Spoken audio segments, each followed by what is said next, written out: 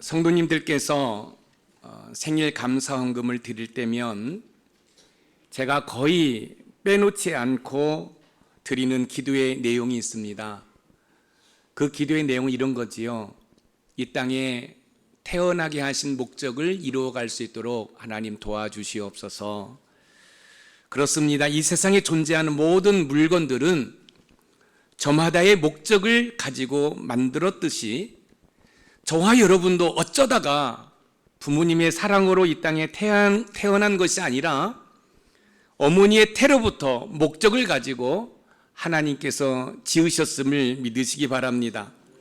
그 사실을 갈라디아서 1장 15절에서 확인할 수 있는데 우리 같이 한번 읽어봅니다. 시작.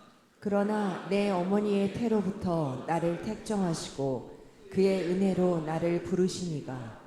내 어머니의 태로부터 나를 택정하시고 그의 은혜로, 하나님의 은혜로 나를 부르신 이가, 하나님께서 어머니의 태로부터 저와 여러분들을 불러주신 줄 믿으시기 바랍니다. 그래서 저와 여러분들은 하나님의 소유된 백성입니다. 이사야 43장 1절 말씀을 읽어봐요. 시작. 야곱아, 너를 창조하신 여호와께서 지금 말씀하시느니라. 이스라엘아, 너를 지으신 이가 말씀하시느니라. 너는 내가 너를 지명하여 불렀나니 너는 내 것이라. 너를 창조하신 여호와께서 지금 말씀하시느니라. 내가 너를 지명하여 불렀나니 너는 내 것이라. 저와 여러분들은 하나님의 소유된 백성입니다. 그렇기 때문에 하나님의 소유된 백성으로서 하나님의 통치 안으로 들어가 하나님의 다스림을 받을 때 우리는 멋진 인생을 살아갈 수 있어요. 여러분 멋진 인생 살아가고 싶지요? 그렇다고 한다면 여러분들은 여러분의 이성과 논리와 경험을 내려놓고 하나님의 통치 안으로 들어가 하나님의 다스림을 받을 때 저와 여러분들은 멋진 인생을 살아갈 수 있습니다. 하나님의 통치 안으로 들어가 하나님의 다스림을 받을 때 우리를 지으신 목적대로 삶을 살아갈 수가 있습니다. 하나님의 소유된 백성이 되었다는 것은 다른 말로 하면 하나님의 부르심을 받았다는 것입니다. 하늘의 별과 같이 저 바닷가의 모래같이 수많은 사람들 가운데 하나님께서 내가 너를 지명하여 불렀나니 너는 내 것이라. 하나님의 부르심을 받았어요.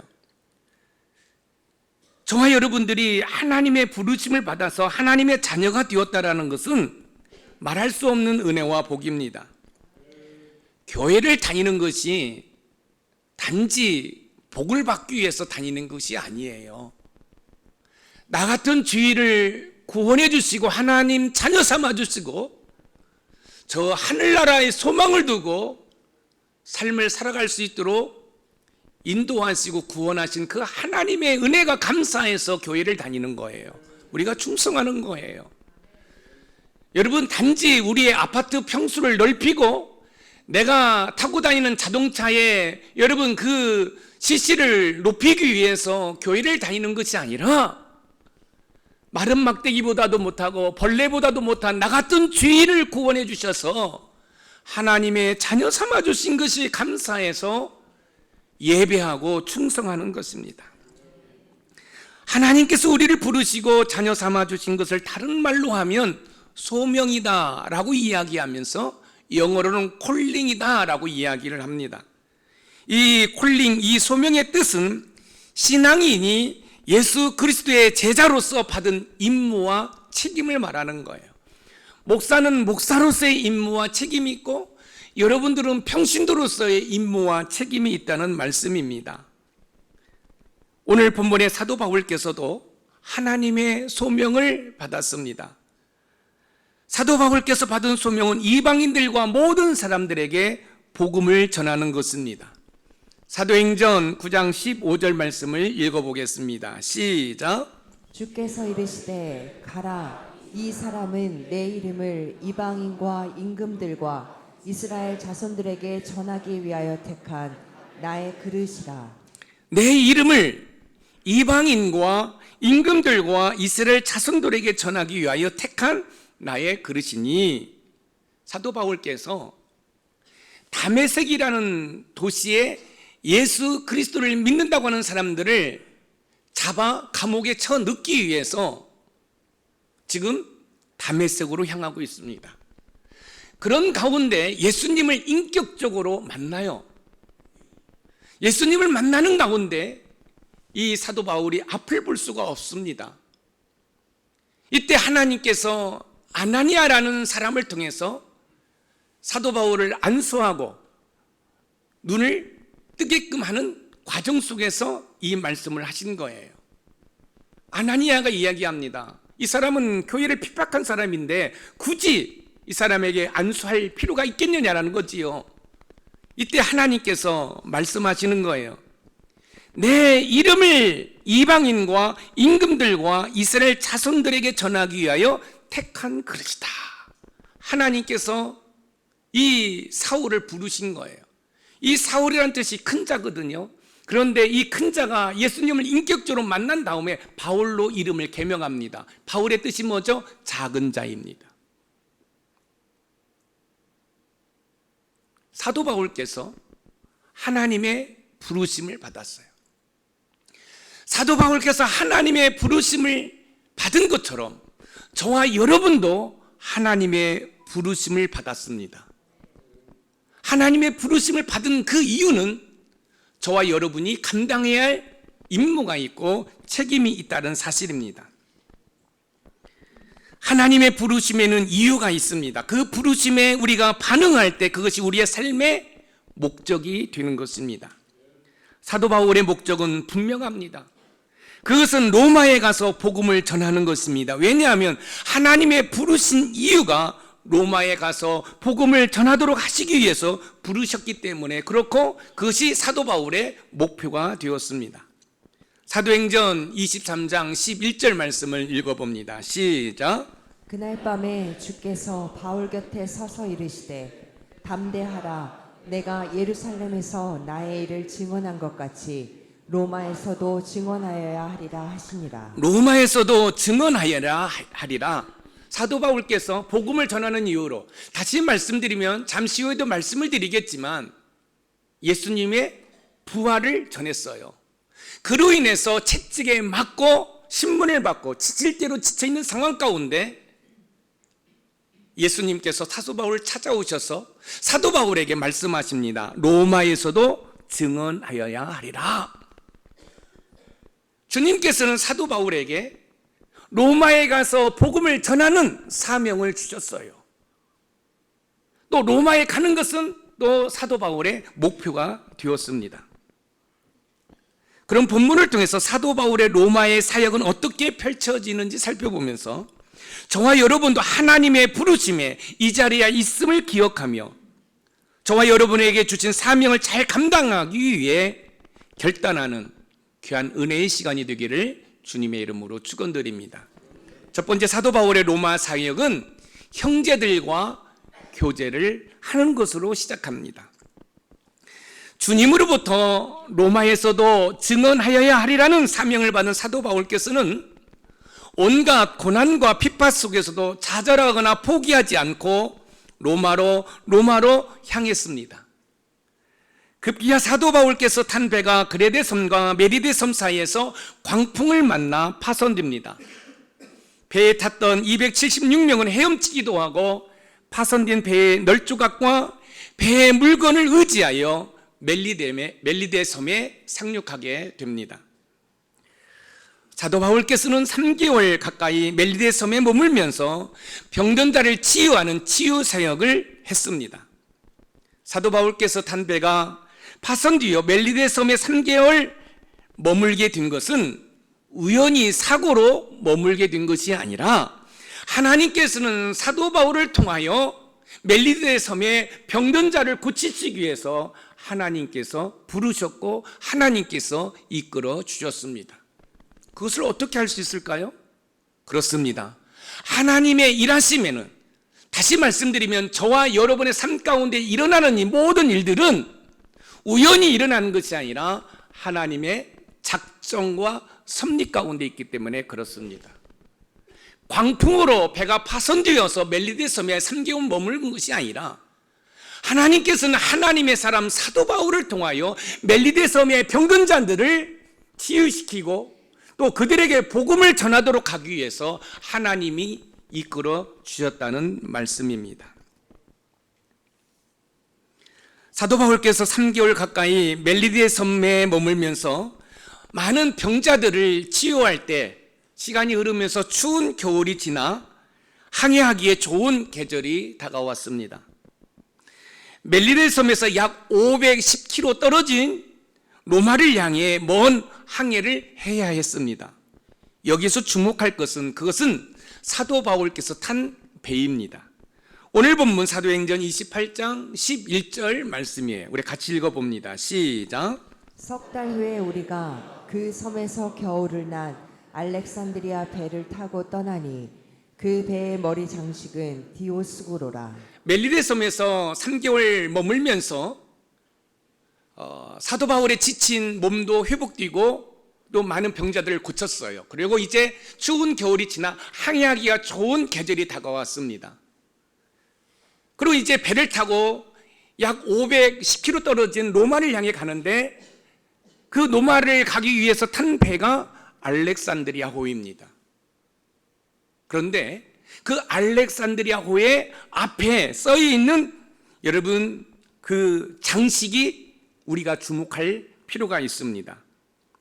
디오스구로라. 이 디오스구로라는 그리스 신화의 최고의 신인 제우스의 쌍둥이 아들들이라는 뜻으로 제우스와 달의 신 네다 사이에서 태어난 쌍둥이 형제 카스토로와 폴룩스를 가리키는 것으로 항해의 수호신입니다. 그러니까 그 알렉산드리아호 머리에 장식을 해놨는데 항해의 수호신을 장식해놓고 지금 항해를 하는 거지요. 여러분, 이처럼 하나님의 형상으로 지음받은 사람들은 신을 갈망할 수밖에 없어요. 하나님을 믿든지 그렇지 아니하면 다른 신이라도 여러분 인간의 이 속사람은 신을 갈망할 수밖에 없다는 거예요. 지금 이 알렉산드리아호에는 이 항해의 수호신이 여러분 장식되어 있습니다.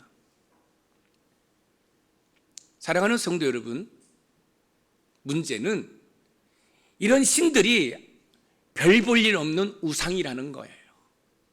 여러분, 이 땅에 온전한 신은 오직 하나님 한 분밖에 없음을 믿으시기 바랍니다. 명품이 있으면 짝퉁이 있는 것처럼 여러분은 유일한 신 하나님, 그 하나님을 대신해서 많은 짝퉁의 우상들이 있을 뿐이에요.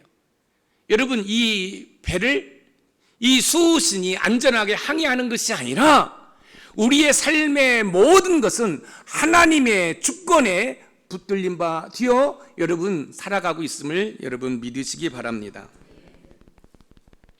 사도 바울 일행이 탄 배는 별 어려움이 없이 순항을 하다 보디올이라는 곳에 잠시 정박할 때 그리스도인 형제들을 만나 이 사도 바울께서 약 일주일 가까이 그들과 교제를 합니다. 오늘 본문 사도행전 28장 14절을 읽어봅니다. 시작. 거기서 형제들을 만나 그들의 청함을 받아 이래를 함께 머무느리라. 그래서 우리는 이와 같이 로마로 가니라. 거기서 형제들을 만나 그들의 청함을 받아. 여러분, 지금 이 배는 죄수들만 탄 게 아니에요. 여행을 하는 사람도 탔고 무역을 하는 사람도 타요. 그래서 이 항구에 정박해서 물건을 내리고 싣고 하는 그 기간이 약 일주일 정도 되는 거예요. 그런 가운데 그리스도를 믿는 그 형제들을 만나게 하는 거예요. 그래서 이 사도 바울께서 그 형제들과 뭐예요? 교제를 하면서 시간을 보내는 거예요. 사도 바울과 믿음의 형제들이 마주 앉아 사도 바울이 지금까지 겪었던 일 가운데 하나님의 일하심에 대해서 이야기했을 것이고 또 그 형제들은 그 사도 바울의 이야기를 들으면서 하나님의 은혜를 서로 여러분 주고받으면서 시간을 보냈을 것이라고 생각합니다. 사도 바울께서는 완전히 로마에 들어간 것은 아니지만 믿음의 형제들을 통해서 많은 위로와 격려가 되었을 것입니다.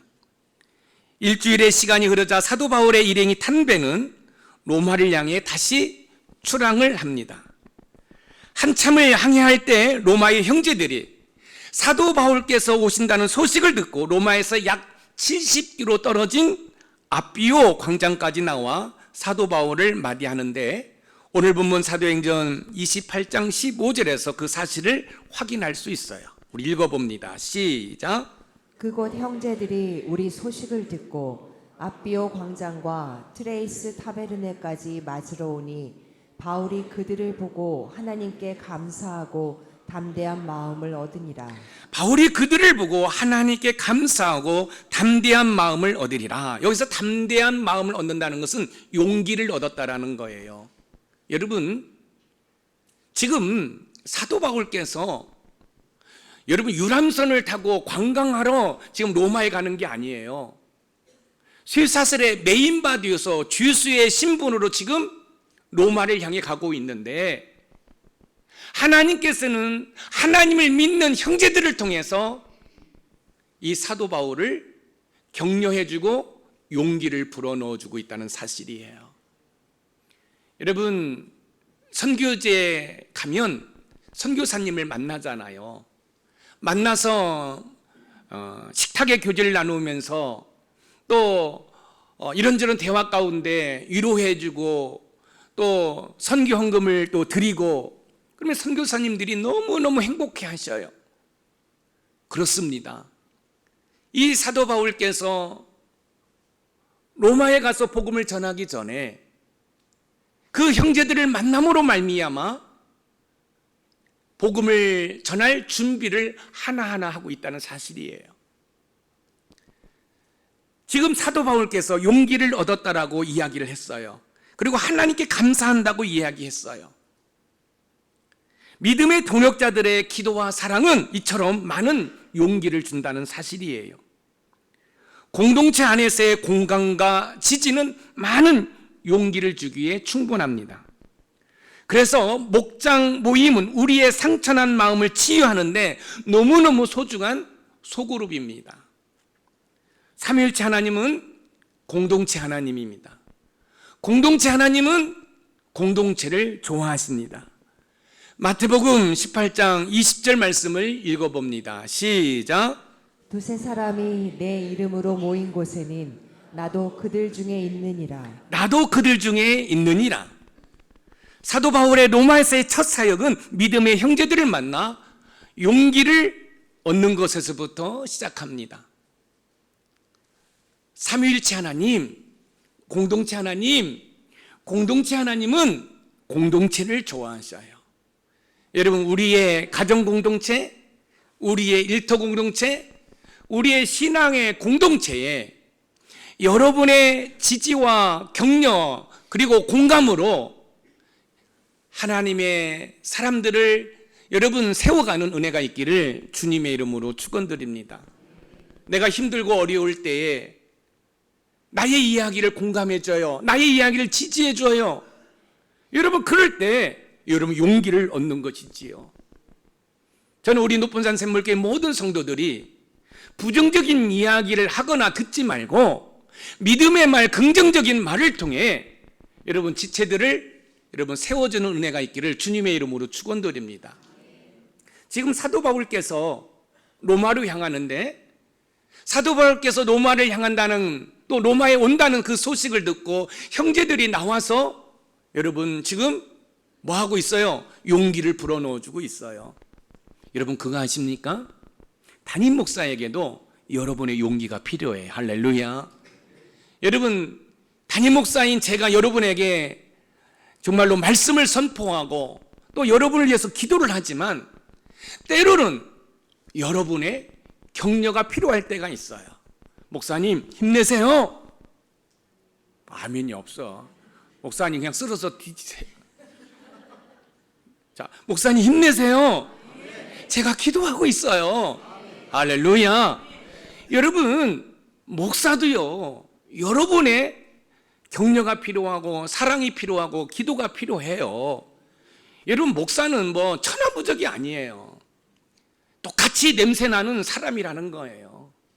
그래서 여기 있는 담임 목사가 여러분을 열심히 섬기도록 하기 위해서, 여러분들이 여기 있는 김 목사를 위해서 기도해 주시고 사랑해 주는 은혜가 있기를 소망합니다. 그럴 때 여기 있는 김 목사가 용기를 얻는 거예요. 우리도 우리의 삶 가운데 믿음의 형제 자매들에게 용기를 줄 수 있다면 좋겠습니다. 나의 말 한마디가 다른 사람에게 용기를 준다면 그것처럼 가치 있는 일이 어디 있을까요?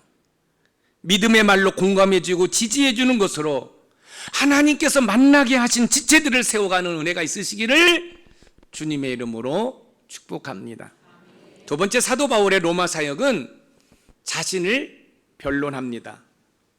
사도 바울의 로마에서의 사역은 믿음의 형제들을 통해서 용기를 얻은 다음 자신을 변론하기 시작합니다.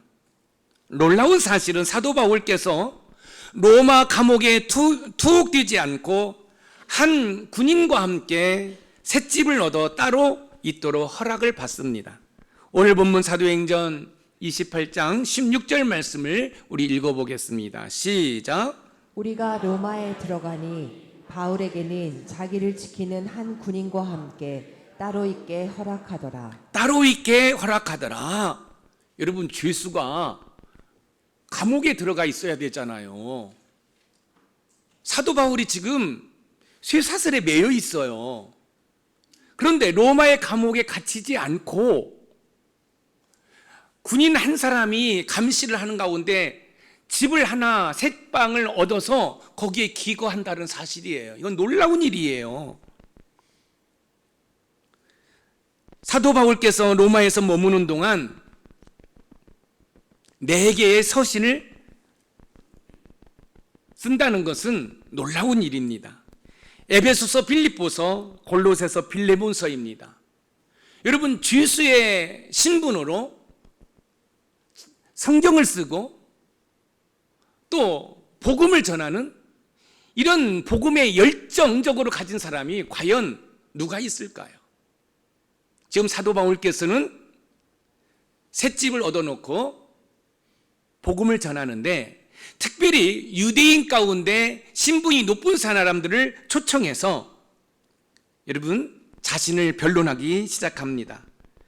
오늘 본문 사도행전 28장 17절 말씀을 우리 읽어보겠습니다. 시작. 사흘 후에 바울이 유대인 중 높은 사람들을 청하여 그들이 모인 후에 이르되 여러분 형제들아 내가 이스라엘 백성이나 우리 조상의 관습을 배척한 일이 없는데 예루살렘에서 로마인의 손에 죄수로 내준 바 되었으니 내가 이스라엘 백성이나 우리 조상의 관습을 배척한 일이 없는데 예루살렘에서 로마인의 손에 죄수로 내준 바 되었으니 사도 바울께서요 셋집을 얻는데 한 3일 정도가 지났나 봅니다.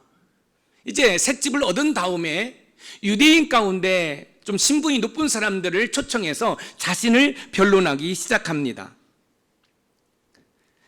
사도 바울의 이 변론을 보면 자신은 유대인의 관습을 배척한 일이 없는데 죄수로 잡혀왔다는 것입니다. 사도 바울께서 유대인들로부터 고발당한 이유가 뭘까요? 우리가 살펴보았던 것처럼 복음을 전했기 때문에 그래요. 하나님의 아들 메시아가 십자가에 못 박혀 죽었는데 그 죽은 그 예수님이 3일 만에 부활했다는 거예요. 근데 여러분 잘 알다시피 유대인 가운데 사두골파는 부활을 믿지를 않아요. 그러니까 지금 이 사도 바울께서 예수님의 부활을 전파하니까 이 유대인들이 사도 바울을 고발한 거예요. 놀라운 사실은 이제 잠시 후에도 살펴보겠지만 신문을 3번이나 받습니다. 그런데 로마 군인들이 사도 바울에게서 어떤 죄수의 어떤 문제를 발견하지 못하는 거예요. 그래서 풀어주려고 하는데 유대인들이 반대를 하는 거예요. 그러다가는 이 사도 바울이 죽을 수밖에 없는 그런 상황 가운데 총독 가이사에게 상소를 해요. 사도 바울께서 상소를 하는 이유는 뭐냐면 사도 바울은 로마 시민권을 가지고 있습니다. 로마 시민권을 가지고 있기 때문에 함부로 죽일 수가 없어요. 그런 가운데 상소를 해서 지금 자신이 로마에 왔다. 내가 주인이라서 이렇게 메인바디여서 온 것이 아니라 유대인들의 모함 때문에 왔다라고 이야기를 하는 장면이 나와요. 여러분 오늘 본문 사도행전 28장 18절에서 19절 말씀을 읽어보겠습니다. 시작. 로마인은 나를 신문하여 죽일 제목이 없으므로 석방하려 하였으나 유대인들이 반대하기로 내가 마지못하여 가이사에게 상소하며 내 민족을 고발하는 것이 아니니라. 로마인은 나를 신문하여 죽일 지목이 없으므로 석방하려 하였으나, 그런데 유대인들이 반대해서 죽을 수밖에 없는, 사형당할 수밖에 없는 그런 상황 가운데 뭐 했다는 거예요? 총독 가이사르에게 항소를 한 거예요. 그렇다고 한다면 사도 바울께서는 왜 자신을 변론할까요? 자신이 주인이 아니라는 것을 변론하려고 하는 것이 아니라 자신이 전하고자 하는 복음 때문에 그런 거예요. 한번 생각해 보세요. 여기 있는 김 목사가 사기꾼이야, 폭력배야. 그리고 이 자리에 서서 제가 설교를 한다고 한다면 여러분 이 설교를 누가 듣겠어요? 한번 생각해 보세요. 사도 바울이 주인이라고 한다고 한다면 사도 바울이 전하는 복음을 누가 들으려고 하겠어요? 그래서 사도 바울께서는 단순히 자신이 주인이 아니라는 것을 변론하기 위해서 변론하는 것이 아니라 잠시 후에도 말씀을 드리겠지만 자신이 전하고자 하는 복음 때문에 지금 자신을 변론하고 있는 거예요. 나는 주인이 아니라는 거예요. 내가 유대인들에게 고발당할 이유가 전혀 없다는 거예요. 왜요? 내가 전한 복음은 확실한 복음이라는 거예요. 어떤 복음이에요? 예수님이 사망 권세를 이기시고 3일 만에 부활하셨다는 거예요. 할렐루야. 여러분 예수님의 부활을 믿으셔야 됩니다. 여러분 자유주의 신학자들, 자유주의 목사들 예수님의 부활을 믿지 않습니다. 예수님의 부활은 역사적인 뭐다고요? 사실입니다. 꼭 그 사실을 여러분 믿으셔야 돼요. 이제 시간이 흐르면 흐를수록 예수님의 부활을 믿지 않는 목사, 예수님의 부활을 믿지 않는 성도들이 여러분 많아질 것이에요. 그러나 우리 높은산 샘물교회 모든 성도들은 예수님의 부활은 역사적인 사실이라는 사실을 여러분 믿는 은혜가 있기를 주님의 이름으로 축원드립니다. 사도 바울의 모습을 통해 저와 여러분들은 복음을 전하기 위해서 우리가 어떻게 살아야 하는지를 좀 더 성찰할 필요가 있습니다. 삶을 제대로 살지 못하면서 복음을 전한다면 그 복음을 받아들일 사람이 어디에 있겠습니까? 설교 원고는 없는데 갑자기 생각나서 여러분에게 드리고 싶은 이야기가 있어요.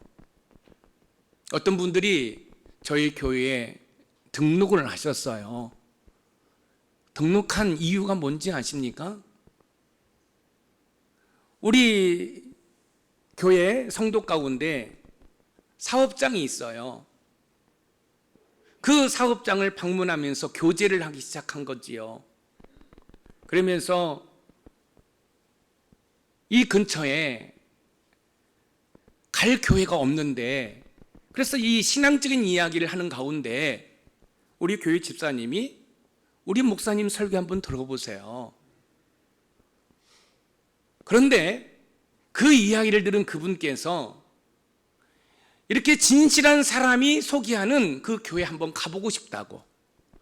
여러분 우리 교회도 궁금한 것이 있지만 그 사업장을 운영하는 그분의 진실함이 여러분 그분의 생각과 마음에 감동이 되어서 결국은 저희 교회에 오셨고 제 설교를 들으시고 등록을 하셨어요.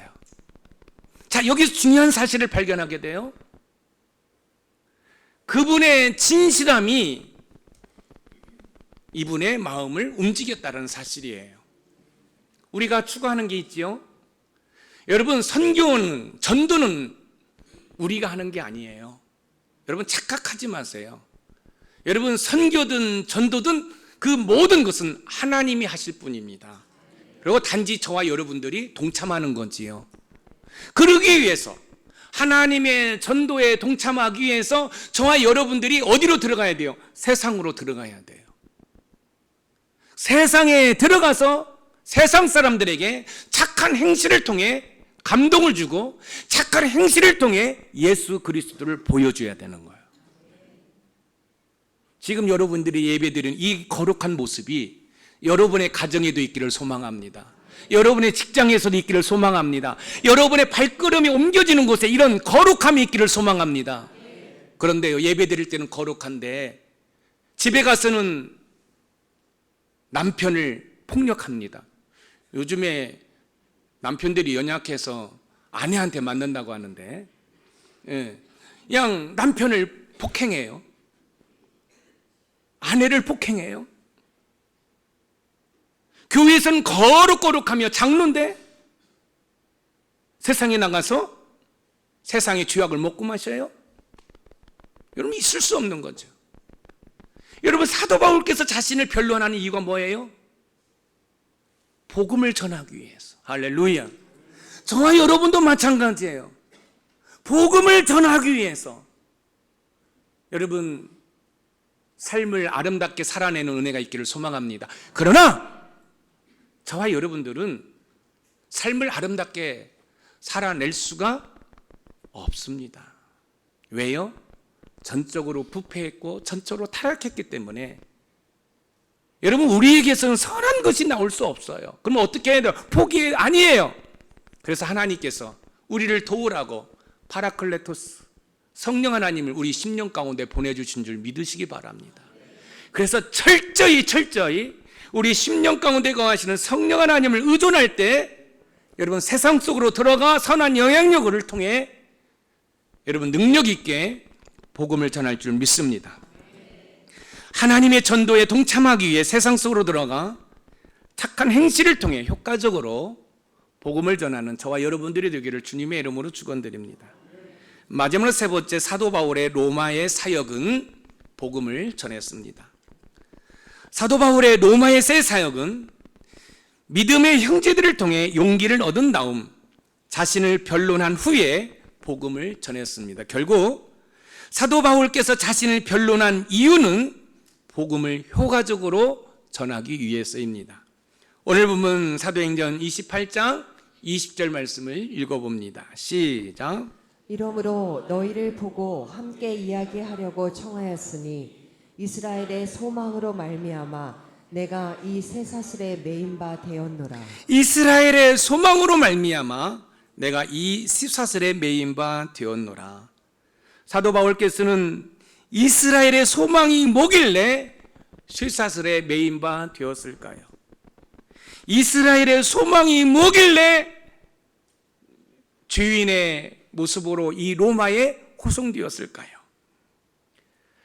과거 이스라엘 역사를 보면 이스라엘의 소망은 메시아, 즉 예수 그리스도입니다. 사도 바울께서는 이스라엘의 소망 되신 예수 그리스도를 전하기 위해 쇠사슬에 매인 바 되었다라고 지금 말씀하고 있습니다.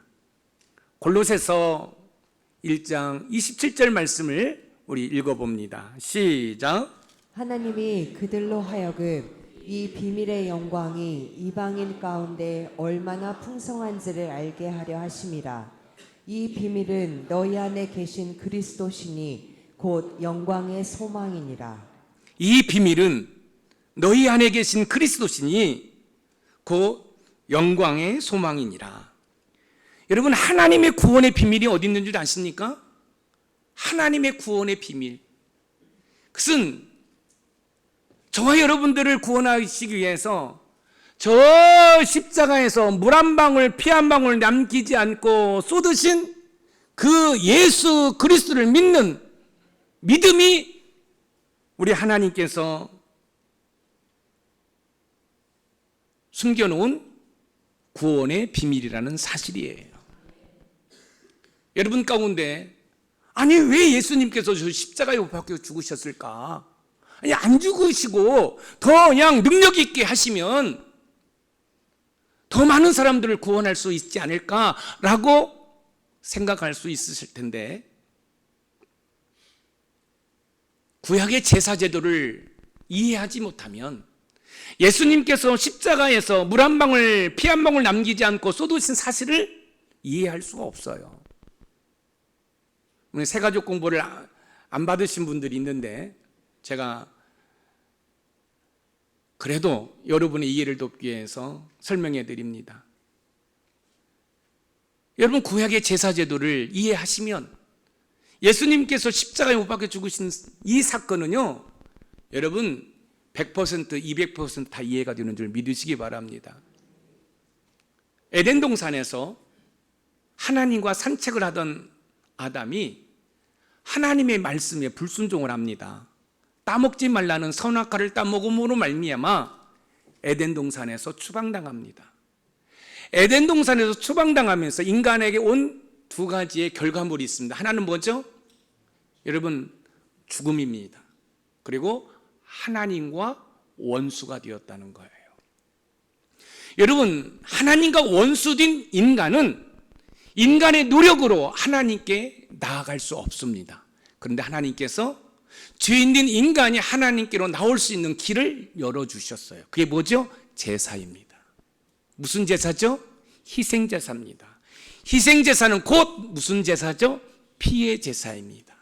피 흘림이 없이는 죄사함이 없어요. 그런데 여러분 어떻게 피를 흘리는지 아십니까? 이렇게 피를 흘립니다. 제가 죄를 지었어요? 제가 도둑놈입니다. 제가 누구라고요? 괜찮아요. 제가 누구라고요? 그렇다고 해서 박정욱 집사님 저를 향하여 야, 이 도둑놈아 어떻게 또 그렇게 하셔요? 아무튼 제가 도둑놈입니다. 도둑놈입니다. 그러면 이 도둑놈이 죄를 사하려면 어떻게 돼요? 양을 가지고 오는 거죠. 그리고 여러분 이 도둑놈인 제가 기도를 해요. 어디에다가 손을 얹고? 양의 머리에다가. 하나님, 제가 도둑놈이라서 제가 죗값을 지불해야 되는데 제가 죽을 수 없잖아요. 그래서 제 죄를 이 양에게 전가시킵니다. 이 안수하는 게 뭐예요? 전가시키는 거예요. 누구의 죄를? 도둑놈의 죄를. 그리고 뭐예요? 이 양을 잡아서 피를 제단에 뿌림으로 말미암아 이 주인이 용서함을 받는 거예요. 자, 그러면 이 희생제사하고 예수님께서 십자가에서 물 한 방울 피 한 방울 남기지 않고 쏟으신 그 사건하고 무슨 상관이 있는가? 자, 우리 예수님이 사역을 감당하실 때 세례 요한이 예수님을 향하여 외칩니다. 뭐라고 외치죠? 세상 죄를 지고 가는 어린 양을 보라. 우리 예수님은요 이 땅에 어린 양으로 오셨어요. 다시 말씀드리면 우리 예수님은 십자가에 죽으시러 오신 거예요. 왜요? 김 목사의 모든 죄를 예수님에게 전가시키고, 우리 최지연 권사님의 죄를 전가시키고, 우리 김성결 장로님의 죄를 우리 예수님에게 전가시켜서 우리 예수님이 김 목사 대신 십자가에 못 박혀 죽으신 거예요. 그래서 그 구원의 비밀이 뭐냐면 그 예수님을 나의 구조로 믿으면 뭐 한다는 거예요? 구원받는다는 거예요. 그런데 그 예수님이 3일 만에 부활하셨다는 거예요. 여러분, 기독교는 부활의 종교고, 부활했다는 것은 승리고, 승리했다는 것은 저와 여러분에게도 승리가 있다는 거예요. 여러분의 삶에 어떤 고난과 아픔이 있습니까? 제가 며칠만 견디라고 그러죠? 여러분 3일만 견디면 살아갈 수 있는 희망이 생기는 줄 믿으시기 바랍니다. 왜요? 우리 예수님이 무덤에 장사지었다. 이건 스올입니다. 여러분 음부에 내려간 거예요. 지옥에 내려간 거예요. 여러분 모든 사람이 죄를 범하였으면 하나님의 영광에 이르지 못하고 죄의 싹은 사망이에요. 저와 여러분이 죽어야 돼요. 우리 예수님이 죽으신 거예요. 근데 우리 예수님 죽으심으로 끝난 것이 아니라 3일 만에 사망 권세를 이기시고 부활하셨어요. 여러분 사도 바울의 복음의 핵심이 뭐예요? 여러분 부활이에요. 여러분 사도 바울이 개척을 했는데 실패했어요. 그리고 다시 복음을 전할 때 뭐예요? 자신이 가지고 있는 그 모든 것을 배선물로 여기고 나는 오직 예수 그리스도의 십자가만을 전하겠노라고 다짐을 한 거예요. 그래서 복음을 전하는데 이 복이 뭐예요? 십자가의 복음이 뭐예요? 우리 높은산 샘물교회가 여러분 버스가 빨간색이라서 우리 김혜경 집사 권사님이 보면서 이단교회 아닌가? 그 교회 왔는데 다 빨간색이야. 우리 다드린 찬양단도 빨간색이야. 제가 빨간색을 좋아하는 이유는 열정도 있지만 예수 그리스도의 보혈을 저는 확실히 뭐라고 믿기 때문에, 능력이라고 믿기 때문에 그런 거예요. 사랑하는 높은산 샘물 가족 여러분, 우리 하나님께서 구원의 비밀을 예수 그리스도에게 숨겨놓음을 믿으시기 바랍니다. 사도 바울께서는 자신의 초청을 받고 온 유대의 지도자들에게 이스라엘의 소망이신 예수님으로 인해 쇠사슬에 매인바 되었다라고 말씀하고 있습니다. 사도 바울께서는 어떤 죄를 저질러서 죄수의 몸으로 붙잡혀 온 것이 아니라 유대인들이 간절히 소망한 메시아이신 예수님의 부활을 전했다는 것으로 쇠사슬에 매인바 되었다라고 지금 선포하고 있습니다. 사도 바울께서는 예수님이 영광의 소망이라고 말씀하고 있습니다. 여기에서 영광의 소망은 무엇일까요? 로마서 8장 18절 말씀을 읽어봅니다. 시작. 생각하건대 현재의 고난은 장차 우리에게 나타날 영광과 비교할 수 없도다. 우리에게 나타날 영광과 비교할 수 없도다. 여러분 복음을 전할 때 고난 받으시죠? 근데 그 고난이 그냥 고난으로 끝나는 것이 아니라 우리 예수님이 심판의 재림지로 오실 때 우리의 고난이 그 심판의 재림지가 오셔서 받는 그 영광과 비교할 수 없다라고 지금 이야기하고 있는 거예요. 할렐루야. 기독교는 무슨 종교라고 제가 말씀을 드리죠? 보상의 종교입니다. 여러분 기독교는 보상의 종교예요. 여러분들이 주를 위해서 눈물을 흘리고 여러분들이 주를 위해서 땀 흘릴 때 그 모든 것이 사라지는 게 아니에요. 여러분 먼 훗날 우리가 천국 갈 때 하나님으로부터 상급을 받게 되는 줄 믿으시기 바랍니다. 목사라서 상급을 크게 받고 평신도라서 상급을 적게 받는 게 아니에요. 목사를 할지라도 똑바로 살지 못하면 개털모자 쓰는 거예요. 근데 하나님이 제일 기뻐하시는 게 뭘까요? 여러분 영혼 구원입니다. 우리 예수님이 이 땅에 뭐 하러 오신 줄 아세요? 전도하러 오셨어요. 선교하러 오셨어요. 여러분 그 사실을 여러분들이 아셔야 돼요. 우리가 예수님의 지상태의 명령이라고 하는 마태복음 28장 보면 여러분 가서 세례를 주고 제자를 삼으라고 말씀하고 있는 거예요. 그게 뭐예요? 복음을 전하는 것이 저와 여러분의 사명이고 삶의 목적이 되기를 소망합니다. 베드로전서 4장 13절 말씀을 읽어봅니다. 시작. 오히려 너희가 그리스도의 고난에 참여하는 것으로 즐거워하라. 이는 그의 영광을 나타내실 때 너희로 즐거워하고 기뻐하게 하려 함이라. 그의 영광을 나타나실 때 너희로 즐거워하고 기뻐하게 하려 함이라. 복음을 전한다는 이유로 고난받을 때 고난받는 것으로 끝나는 것이 아니라 마지막 때 천국에서 즐거워하고 기뻐하게 된다는 사실입니다. 할렐루야. 다드림 찬양단 하기 위해서 일찍 오신잖아요. 또 주방 봉사하잖아요. 너무너무 추운데 또 주차 안내하잖아요. 그죠? 또 뭐예요? 안내 쓰잖아요. 제가 교회를 돌아보는데 오늘 날씨가 너무 추워요.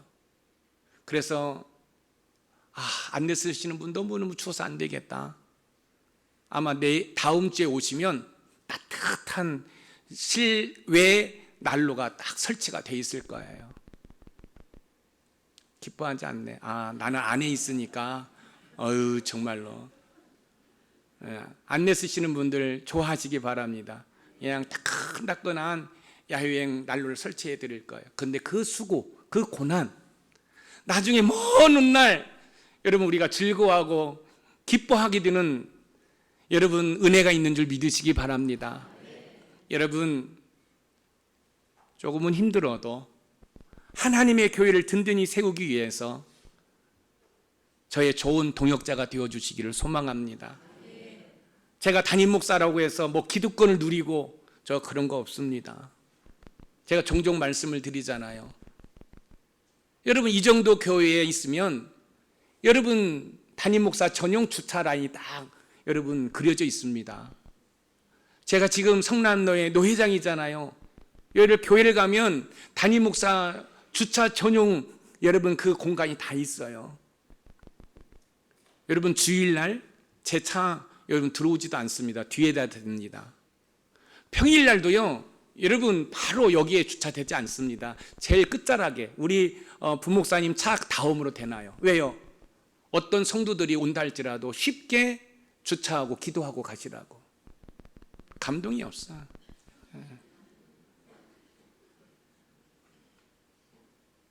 제가 담임 목사로서 이 땅에 다 누릴 거 누린 후에 천국 가서 하나님이 야 김 목사야 너는 담임 목사로서 다 누릴 거 누렸잖아. 내가 너한테 줄 것이 없다. 그럼 난 너무너무 억울할 것 같아요. 너무너무 억울할 것 같아요. 사랑하는 성도 여러분, 오히려 너희가 그리스도의 고난에 참여하는 것으로 즐거워하라. 이는 그의 영광을 나타낼 때 너희로 즐거워하고 기뻐하게 하려 함이라. 기독교는 보상의 종교예요. 여러분들이 주를 위해서 땀 흘리고 눈물 흘리면 하나님께서 다 보상해 주시는 줄 믿으시기 바랍니다. 제가 여러분들 희생하도록 유도하는 설교하는 게 아니에요. 절대 그렇지 않습니다. 제가 빗자루를 잡았으면 더 잡았고, 제가 화장실을 청소를 하면 더 화장실을 청소했지, 제가 가만히 호주머니에 손 놓고 김집사 이거 해, 이집사 이거 해 해본 적이 없어요. 우리 화장실, 우리 홍길성 권사님이 너무너무 깨끗하게 하시지만 제가 한 주를 보내면서 봅니다. 왜요? 잘못된 것이 있으면 제가 또 닦고 또 정리하고. 자, 이런 것도 말씀을 안 드려야 되는데 제가 설교를 하다 보면 너는 해? 그럴까 봐서 제가 한다는 사실을 이해해 주시기 바랍니다. 하나님의 전도에 동참하기 위해 세상 속으로 들어가 착한 행실로 복음을 전하는 우리 모두가 되기를 주님의 이름으로 축원드립니다. 오늘 말씀의 키워드에 같이 읽어봅니다. 시작. 사도 바울의 로마에서의 사역은 믿음의 형제들을 통해 용기를 얻은 다음 자신을 변론한 후에 복음을 전했다. 여러분, 사도 바울께서 자신을 변론하는 것은 나는 의로운 사람이야, 나는 깨끗한 사람이야 라는 것을 강조하기 위해서 그런 것이 아니라 복음의 확실성, 복음을 전하기 위해서 자신이 죄인이 아니라는 사실을 변론한 것입니다. 사랑하는 성도 여러분, 하나님의 전도에 동참하기 위해 세상 속으로 들어가 착한 행실을 통해 복음을 능력 있게 전하는 우리 높은 산 샘물교회 모든 성도들이 되기를 주님의 이름으로 축복합니다.